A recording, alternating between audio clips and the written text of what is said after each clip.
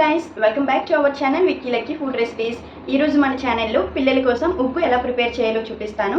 So ఈ ఉగ్గు ఎలా ప్రిపేర్ చేయాలి అంటే, చాలామంది ఇప్పుడు ఏం చేస్తున్నారంటే ఎన్ని రకాల పప్పులు అయితే ఉన్నాయో అన్ని రకాల పప్పులు వేసేసి చేసేస్తున్నారు. సో అలా ఎప్పుడు కూడా చేయకండి. ఎందుకంటే పిల్లలకి మనం 7 months నుంచి పెడుతూ ఉంటాం కదా.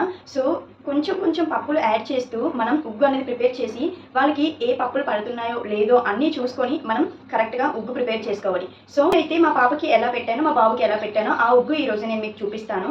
సో మా పాపకి అయితే రాగులు పడలేదు. సో వామిటింగ్ చేసేసుకునేది ఎప్పుడు కూడా. అండ్ ఇంకో విషయం ఏంటి అంటే, మనం ఉగ్గు ప్రిపేర్ చేసేటప్పుడు రాగులు ఇవన్నీ వేసేస్తాం కదా, మనం సపరేట్గా కూడా రాగి మాల్ట్ అనేది పెడతాం. సో అలా పెట్టేటప్పుడు ఇందులో రాగులు వేయాల్సిన అవసరం లేదు. సో ఈ రోజు నేను మా లక్కీ పాప కోసం నేను ఎలా ఉగ్గు ప్రిపేర్ చేస్తానో ఈ రోజు వీడియోలో మీకు నేను చూపిస్తాను.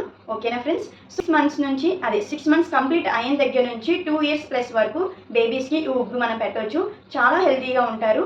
సో ప్రిపరేషన్లోకి వెళ్ళిపోదాం.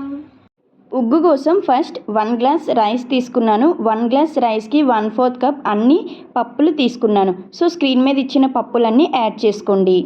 చూసారు కదా, ఇప్పుడు ఈ పప్పులన్నీ కూడా ఒకసారి బాగా వాష్ చేసేసుకొని ఇప్పుడు మనం ఒక క్లాత్ తీసుకొని మనం ఎండలో ఆరబెట్టుకుందాం. పప్పులన్నీ కూడా బాగా ఎండనివ్వండి. ఎండలో 1 day అంతా ఉంచినా పర్వాలేదు. ఇప్పుడు మనం కడాయి పెట్టి కాజు అండ్ బాదం వేసి డ్రై రోస్ట్ చేసుకుందాం. ఇవి బాగా రోస్ట్ అయిన తర్వాత మనం ఎండబెట్టుకున్న పప్పులన్నీ వేసి ఇప్పుడు మీడియం ఫ్లేమ్లో ఫ్రై చేసుకుందాం. సో ఒక 10 to 15 minutes వరకు మీడియం ఫ్లేమ్లో మంచిగా ఫ్రై చేసుకోండి.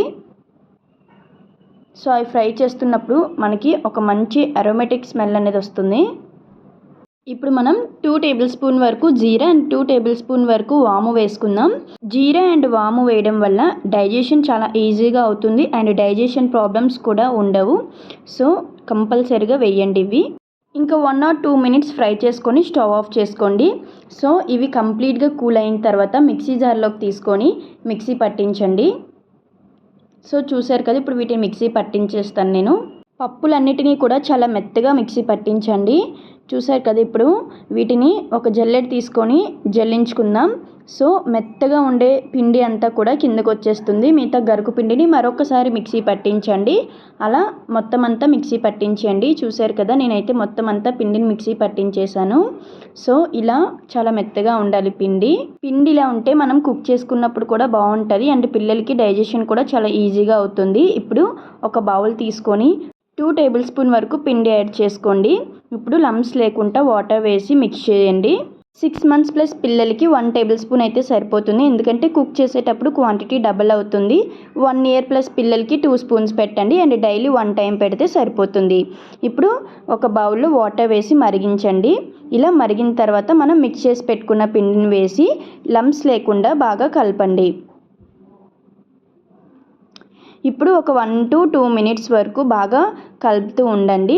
అట్లీస్ట్ ఒక 5 minutes వరకు కుక్ చేసుకోవాలి. పిండి మెత్తగా ఉందని చెప్పేసి ఉడికిపోయింది కదా అని తీసేకండి. ఎందుకంటే పప్పులు కదా, టైం పడుతుంది.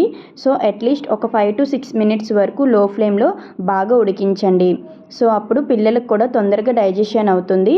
అండ్ ఇప్పుడు ఒక చిటికెడు ఉప్పు వేసుకోండి. సాల్ట్ ప్లేస్లో మనం బెల్లం వేసి కూడా పెట్టవచ్చు.